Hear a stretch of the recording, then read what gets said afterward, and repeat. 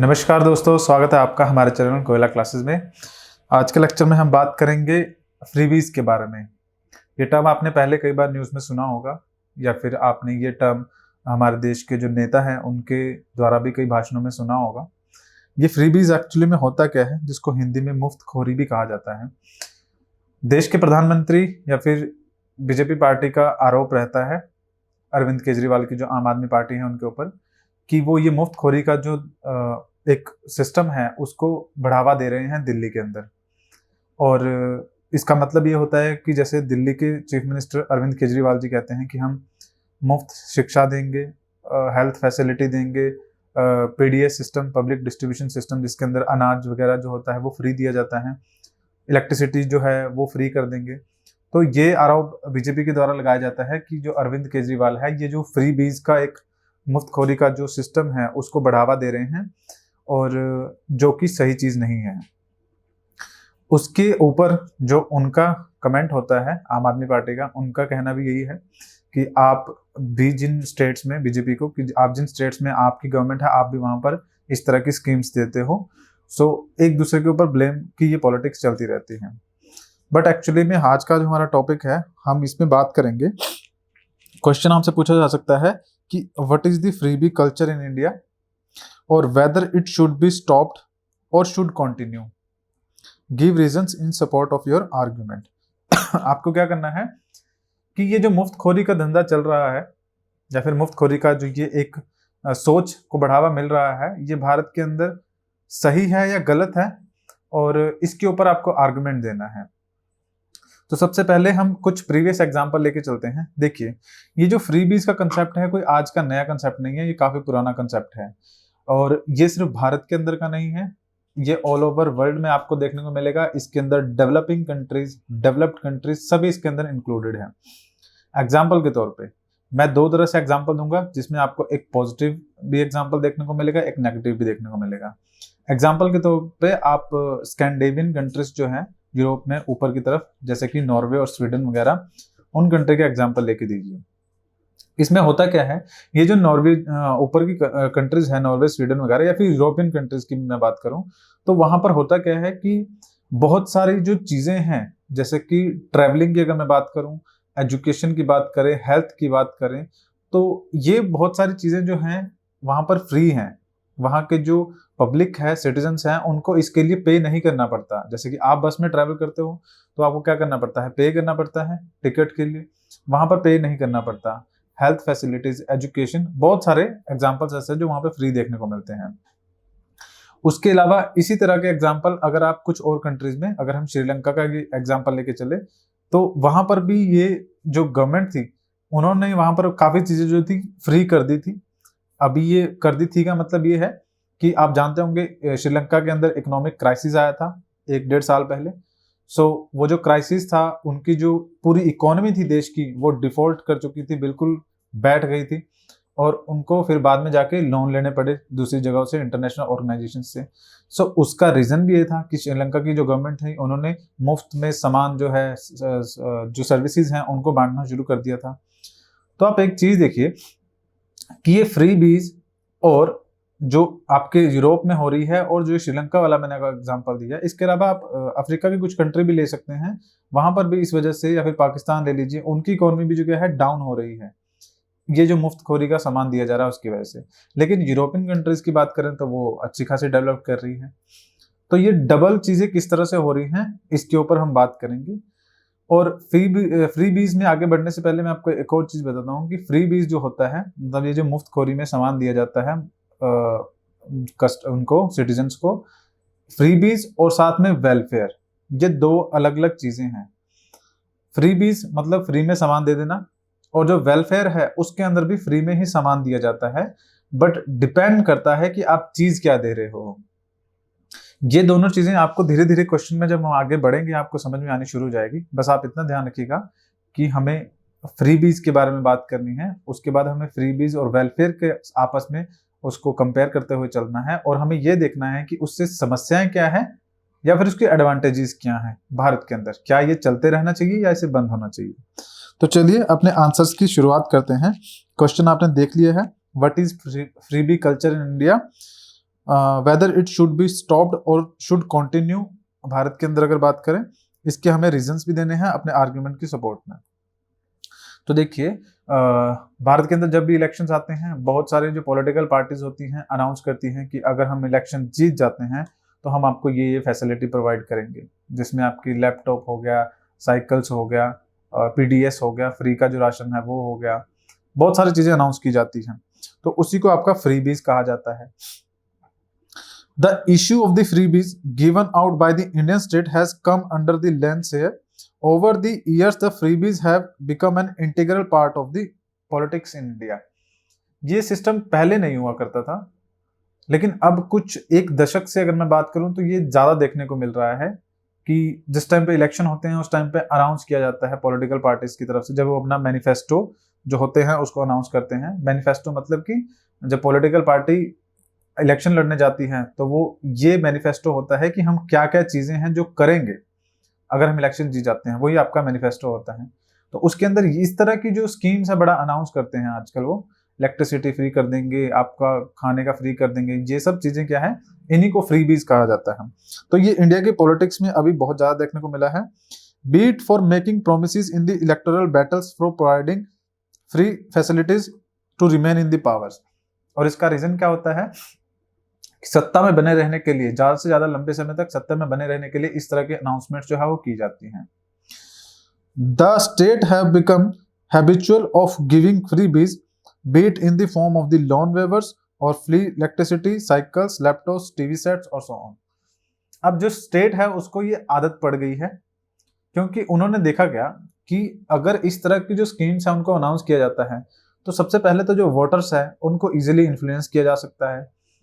उसके बाद जो वोटर्स हैं उनको भी ये आदत पड़ गई है कि सरकार किसी न किसी तरह की कुछ एक्साइटिंग जो स्कीम है वो लेके आएगी जिसके अंदर हमें ये सामान फ्री मिलेगा, ये मिलेगा। तो वो भी सरकार की उस जो गवर्नमेंट या फिर जो पार्टी ये अनाउंस करती है उसकी तरफ वो इन्फ्लुएंस होते हैं। तो ये ट्रेंड काफी ज्यादा देखने को मिला है आजकल। और ये जो फ्रीबीज है इसका इश्यू क्या है, आगे अगर देखें, high power subsidies not only jeopardize the state physical health but also impose substantial opportunities, cost limiting and funding available for the social programs in their domain. कहने का मतलब ये है, अब ये जो फ्रीबीज अलाउ आपकी स्कीम जो है अनाउंस की जाती हैं जिसमें मुफ्त में सामान दिया जा रहा है, इससे प्रॉब्लम क्या क्रिएट होती है। एक तरफ से तो देखा जाए तो ये अच्छा है कि जो जनता है उसको फ्री में चीजें मिल रही हैं, इससे प्रॉब्लम क्या क्रिएट हो सकती है। बट एक्चुअली में इसकी जो प्रॉब्लम है वो ये है कि स्टेट जो होता है, राज्य जो है, उसकी जो फिजिकल हेल्थ है, फिजिकल हेल्थ मतलब जो आर्थिक उसकी स्थिति है वो बद से बदतर होती रहती है, क्योंकि रेवेन्यू कुछ नहीं आ रहा है। आप सारा पैसा जो है फ्री में चीजें बेच देते जा रहे हो जनता को, तो सरकार चलेगी कैसे, वो गवर्नमेंट रन कैसे करेगी, उसके पास जो फाइनेंसेस है वो तो खत्म होते रहेंगे। तो एक प्रॉब्लम ये हो जाती है। और इसके साथ क्या होता है, जो फंडिंग अवेलेबल है आपकी दूसरे प्रोग्राम्स के लिए, मान लीजिए एक गवर्नमेंट अनाउंस करती है स्टेट की कि हम जो है अगर इस बार सत्ता में आते हैं तो हम जो आने वाली जो सत्ता के आने के बाद क्या होगा, हम फ्री में जो एक एक जो कार है वो सभी परिवारों को दे देंगे। अब जितने भी परिवार होंगे वो इस बात से खुश होंगे, वो ऑब्वियसली गवर्नमेंट को वोट करेंगे। अब अगर सरकार ने स्कीम लेके आई है और वो जीत भी जाती है तो वो कार तो दे देगी, बट उस कार का करोगे क्या अगर उस स्टेट में रोड ही ना हो। तो वेलफेयर स्कीम जो होती है, मतलब कि वेलफेयर क्या है कि जो लोगों की भलाई के लिए है, तो रोड होना एक बड़ी बेसिक सी फैसिलिटी है जो कि हर स्टेट में हर गांव तक होना ही चाहिए। आप गांव के लोगों को, उस एरिया के लोगों को गाड़ी तो दे दोगे अगर आपने स्कीम अनाउंस किया है, बट उस गाड़ी चलाने के लिए रोड भी तो होना चाहिए। तो यही आपका एक बेसिक सा डिफरेंस हो गया वेलफेयर और फ्रीबीज में, कि वेलफेयर जो स्कीम्स होती हैं वो बेसिक चीजें होती हैं जो जनता के लिए जरूरी होती हैं। जैसे कि रोड की मैं बात कर रहा हूं, अगर कोई बीमार हो जाता है तो उसको रोड के थ्रू ही हॉस्पिटल तक पहुंचाया जा सकता है, अगर रोड ही नहीं है तो वो आदमी तो रास्ते में ही उसकी डेथ हो जाएगी। तो ये वेलफेयर स्कीम्स होती हैं जिसमें रोड की कंस्ट्रक्शन होती है, हॉस्पिटल की होती हैं। और फ्रीबीज वो है जो हम आपको बता रहे हैं कि हम किसी को मोटरसाइकिल, सरकार अनाउंस कर दे हम मोटरसाइकिल दे देंगे फ्री में, कार दे देंगे, लैपटॉप दे देंगे, इस तरह की चीजें जो होती हैं। अब ये मैंने आपको जैसे बताया, इनके अंदर डिफरेंस क्या हो जाएगा, फ्रीबीज और वेलफेयर के बीच में, the difference between the freebies and the welfare scheme is not always clear but a general way to distinguish between them is the long term impact on the beneficiaries and the societies. कि वैसे तो इन दोनों के बीच में differentiate करना काफी मुश्किल काम है। देखिए, आप इसको ऐसे समझ सकते हैं कि दिल्ली की जो गवर्नमेंट है वो इलेक्ट्रिसिटी फ्री देती है कुछ यूनिट्स तक, उनके बाद उन्होंने जो हॉस्पिटल्स है उसके अंदर फ्री कर रखा है, ट्रेवलिंग फ्री कर रखी है, एजुकेशन को फ्री कर रखा है। तो मेरे ख्याल से ये सारी चीजें क्या है, आप इसको वेलफेयर में काउंट कर सकते हो, क्योंकि जनता की भलाई के लिए। अब हर कोई एक अच्छी एजुकेशन अफोर्ड नहीं कर सकता। देश में दिल्ली में दो तरह के लोग हैं, एक बहुत अमीर भी हैं और बहुत गरीब भी है और बीच वाले भी हैं। तो जो बहुत गरीब हैं वो इतनी सारी फैसिलिटी दिल्ली की अफोर्ड नहीं कर सकते हैं कि वहां पर ट्रैवलिंग भी, क्योंकि कॉस्ट ऑफ लिविंग जो है वो दिल्ली में ज्यादा है। तो वहां पर अगर आप 10,000 कमा रहे हो तो वो आदमी भी सर्वाइव कर रहा है, अगर आप 1 लाख कमा रहे हो तो भी वो भी सर्वाइव ही कर रहा है। तो ये जो 10,000 वाले हैं, इनके बच्चों को प्रॉपर एजुकेशन जो है वो सरकार की जिम्मेदारी है। तो अगर वो एजुकेशन फ्री करती हैं तो ये वेलफेयर स्कीम हुई, भलाई के लिए हुई। अगर वो हेल्थ फैसिलिटीज फ्री करते हैं तो वो भलाई के लिए हुई। अगर वो रोड की कंस्ट्रक्शन करते हैं तो भलाई के लिए होगी। लेकिन अगर दिल्ली की सरकार कह दे कि आपके लिए सब कुछ ही फ्री है, हेल्थ, एजुकेशन और ट्रैवलिंग ये तो चलो फ्री कर दिया, मान गए, लेकिन साथ में क्या कर रहे हैं कि उनका जो इलेक्ट्रिसिटी है, अगर उसमें बात ये की जा रही है दिल्ली गवर्नमेंट की तरफ से कि कुछ यूनिट्स हैं वहां तक हम इलेक्ट्रिसिटी फ्री करेंगे, उसके बाद जो है आपसे पैसे लेने स्टार्ट करेंगे, लेकिन वो कंप्लीटली उसे फ्री कर दे और बच्चों को जो है उनको एक जो लड़कियां हैं उनको स्कूटीज देना शुरू कर दे, या फिर किसी और तरह की जो स्कीम अनाउंसमेंट कर दे कि हर जो पर्सन होगा, परिवार होगा, उसके खाते में 15,000 पड़ेंगे हर महीने, 20,000 पड़ेंगे हर महीने। तो आप एक चीज में यहाँ पे डिफरेंस देखिए कि वो जो हेल्थ फैसिलिटी, एजुकेशन था वो तो वेलफेयर स्कीम होगी जो लोगों की भलाई के लिए है, लेकिन किसी के अकाउंट में आप 20,000 रुपए हर महीने के डाल रहे हो, 15,000 रुपए डाल रहे हो, उससे तो वो आदमी जो काम भी कर रहा होगा वो भी काम छोड़ देगा, क्योंकि उसे पता होगा सरकार तो मुझे पैसा दे ही रही है। तो यहाँ पर मुफ्तखोरी हो जाती है, जहां पर दिक्कत जो है, परेशानी खड़ी हो जाती है। अब अगर ऐसा सरकार करेगी दिल्ली की, तो उनके पास, खुद सरकार के पास पैसा नहीं बचेगा, और पैसा नहीं बचेगा तो वो यहाँ पर जैसे स्टेटमेंट लिखी है कि लॉन्ग टर्म में उसका क्या सॉल्यूशन होगा, लॉन्ग टर्म में उसका क्या इंपैक्ट पड़ेगा स्टेट के ऊपर, ये डिफाइन करता है कि क्या वो फ्रीबीज स्कीम है या फिर वेलफेयर स्कीम है। वेलफेयर तो आपको क्योंकि बहुत लंबे तक चलानी है, वेलफेयर स्कीम तो ऑलवेज रन करती ही रहेगी, क्योंकि ऐसा पॉसिबल नहीं है कि देश की सारी जो जनता है वो आपकी पॉवर्टी लाइन से ऊपर आ जाए, कोई ना कोई तो गरीब रहेगा ही। फिलहाल तो ऐसा चांस नहीं है कि सब लोग जो है गरीबी लाइन से ऊपर आ जाए। हाँ, आने वाले कुछ दशकों में भी ऐसा पॉसिबल हो पाए, लेकिन वो जो गरीब लोग हैं उनके लिए तो वेलफेयर स्कीम चलती ही रहनी चाहिए और वो चलेगी ही। लेकिन अगर दिल्ली की सरकार, मैं सिर्फ एग्जांपल दिल्ली का इसलिए ले रहा हूं क्योंकि वो काफी ज्यादा न्यूज में है, फ्रीबीज को लेकर प्रीवियसली रही भी है। तो अगर दिल्ली की सरकार सभी के खातों में 15-20 हजार रुपए डालना शुरू कर देगी तो सरकार तो 1 साल में ही खत्म हो जाएगी, फाइनेंशियल जो उसकी स्टेबिलिटी है वो बिल्कुल खत्म हो जाएगी। तो वो लॉन्ग टर्म में तो उसका कोई अच्छा इफेक्ट नहीं देखने को मिला हमें। तो ये चीज हमें बताती है कि क्या कोई भी स्कीम जो है वो फ्रीबीज में काउंट करेंगे या उसे वेलफेयर में काउंट करेंगे, लॉन्ग टर्म उस पर इंपैक्ट कैसा होगा। अब देखिए, हम बात करते हैं कि ये जो फ्रीबीज हैं इनके फायदे क्या हैं। तो सबसे पहले public outreach engagement. The government freebies can increase public trust and satisfaction with the government as they demonstrate its responsiveness and accountability to the people।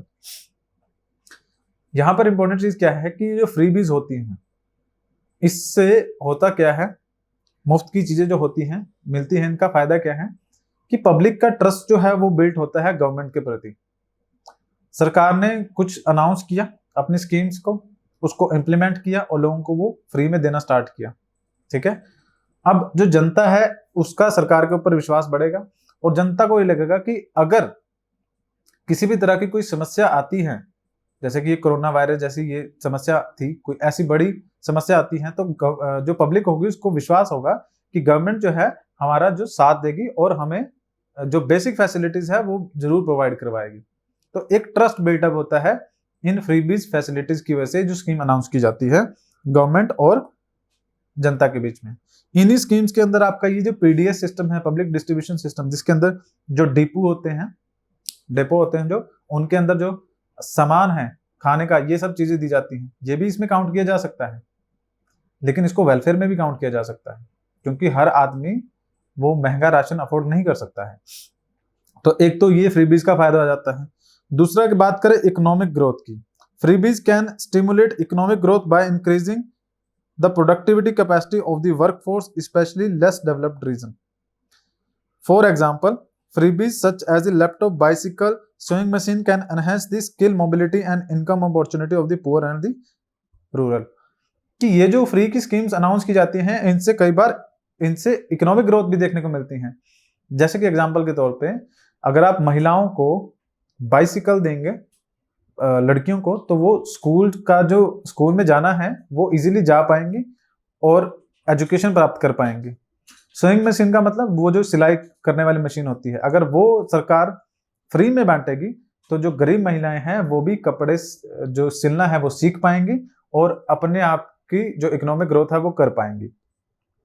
Example के तौर पे नीति आयोग की रिपोर्ट है जो कहती है कि freebies such as the bicycle given to the school girls in the Bihar and the West Bengal increase their enrollment, retention rates, reduce dropout rates and improve their learning outcomes. कि बिहार और waste Bengal के अंदर जो साइकिलें दी गई school girls को, इससे क्या हो गया, उनका ड्रॉप आउट मतलब स्कूल छोड़ने का रेट कम हो गया, वो स्कूल में ज्यादा कक्षाओं तक पढ़ पाई हैं। उसके बाद एडमिशंस का जो रेट था, पहले लड़कियां कम हुआ करती थी एडमिशन, वो भी जो रेट है वो बढ़ गया। तो ये एक अच्छी चीज हुई है महिलाओं के प्रति, तो ये फ्रीबीज से ही हुआ है जो देखने को मिला है।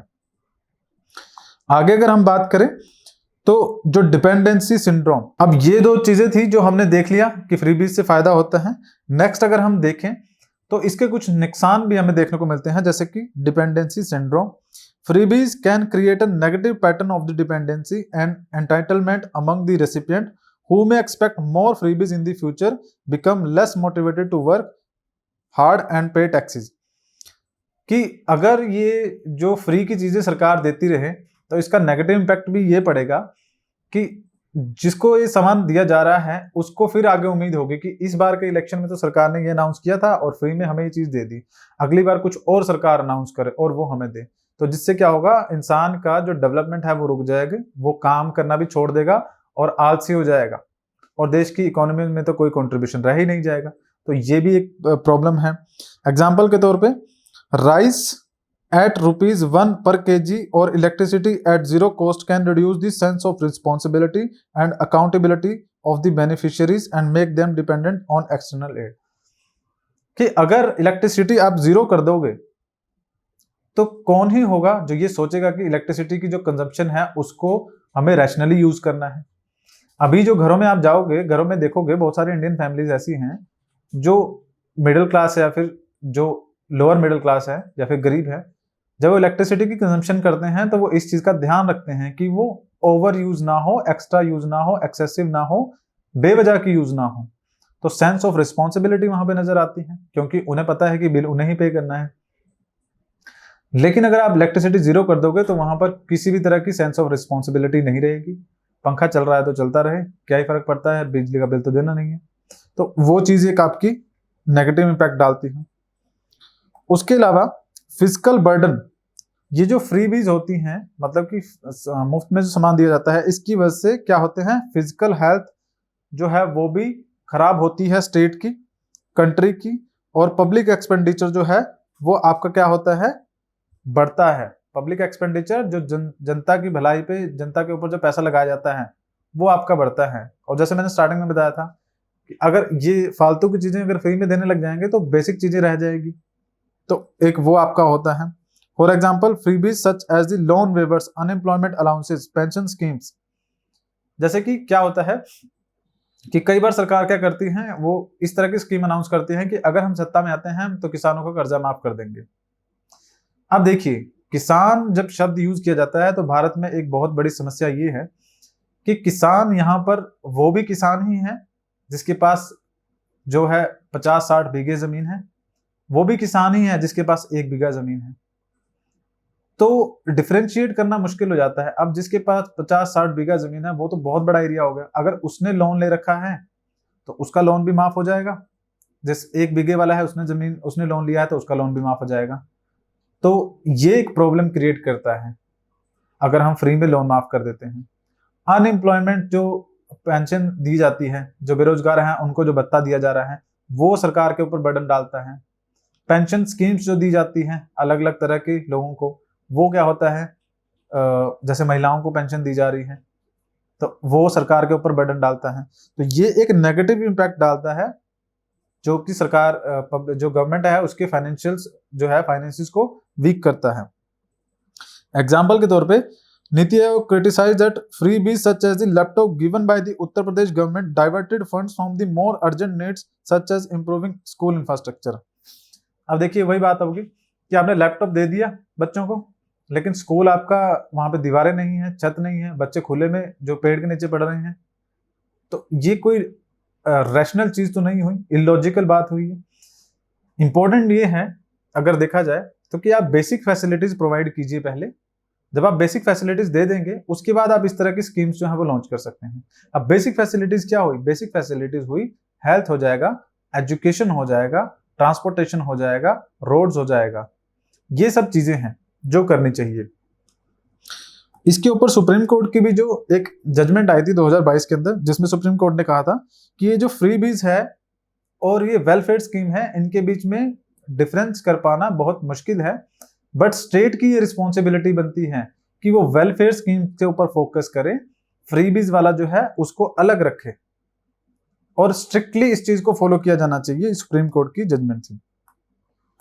आगे अगर बात करें हमें क्या करना चाहिए, सबसे पहले एक लाइन जो है उसको ड्रॉ करना चाहिए। हमें डिसाइड करना चाहिए कि कहां पर हमें जो पैसा है वो लगाना है, क्योंकि जो पैसा है सरकार के पास एक खुद तो आ नहीं रहा है, सरकार भी टैक्स पेयर से ले रही है जो टैक्स दे रहे हैं, तो वहां से जो पैसा आ रहा है उसका रैशनली यूज किया जाए, सही जगह पे उसका यूज किया जाए, इस चीज को देखना है।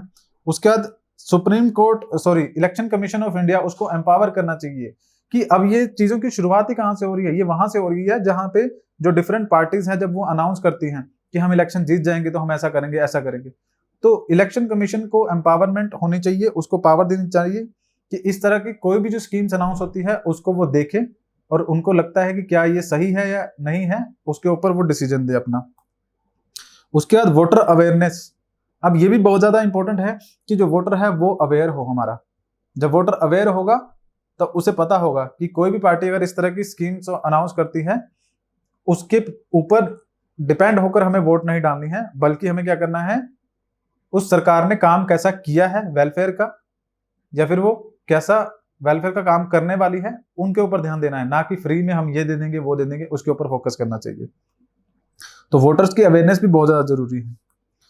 आगे अगर बात करें तो हमारी जो गोयला क्लासेस है उसकी तरफ से ये जो कोर्सेज है वो लॉन्च किए गए हैं, जो कि वेरी इंपॉर्टेंट है।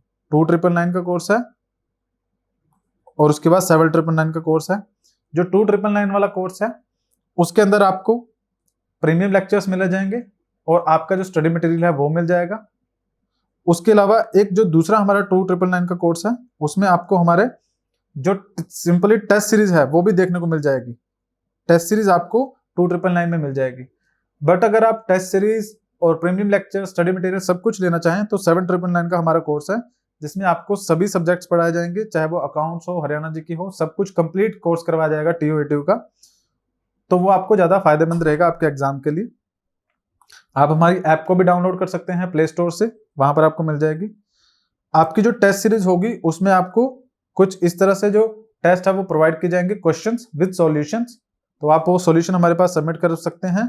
हमारी फैकल्टी के द्वारा जो सॉल्यूशंस है वो आपके चेक किए जाएंगे, आपको मार्किंग दी जाएगी। इन सभी चीजों में किसी भी तरह का कोई डाउट होता है तो आप हमारे टेलीग्राम चैनल जो है उसको ज्वाइन कर सकते हैं HPSC TO 2023 के नाम से, और वहां पे अपने डाउट्स जो है वो हमसे पूछ सकते हैं। तो आज के लेक्चर में इतना ही है, मेरे ख्याल से आपको चीजें समझ में आ गई होगी। किसी भी तरह की कोई प्रॉब्लम होती है या डाउट होती है तो आप कमेंट जरूर कर सकते हैं कमेंट सेक्शन में। चैनल को सब्सक्राइब कीजिएगा, बेल आइकन को प्रेस कीजिएगा, ताकि आपको और भी जो अपडेट्स हैं TOET एग्जाम्स की, ये लेक्चर्स है वो सबसे पहले मिलते रहे। धन्यवाद।